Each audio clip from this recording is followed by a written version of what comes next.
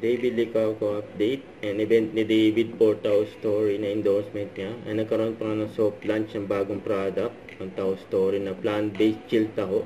Kung saan pinakita pa nga ni David yun, yung hawak niya. Yan, ito yung speech ni David. Good afternoon, everyone. Kumusta na? Media today kayo media.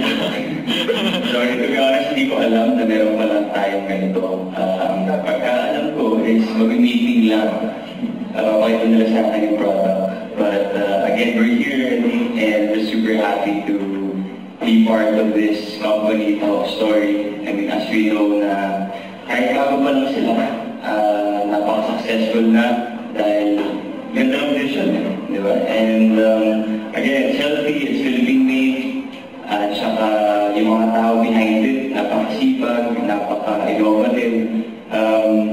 Nagsimula sila ng tahok with ice cream, di ba? Alam naman nila yung kung bakit nagsimula yung Tao Story.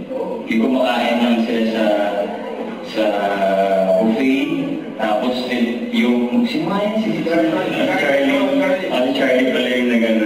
Tapos naisip niya na maglagay ng ice cream. And then now, diba? Isang malaking company na siya, maraming natutulungan.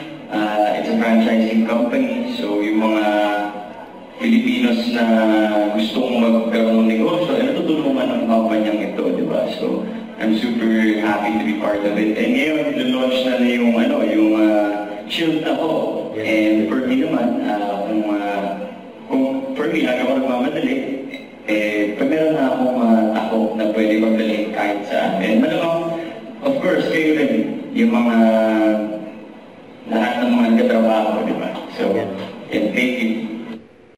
Don't forget to click the notification bell for my update. This is Richard, yung Action Vlog. Stay tuned for more videos. See ya.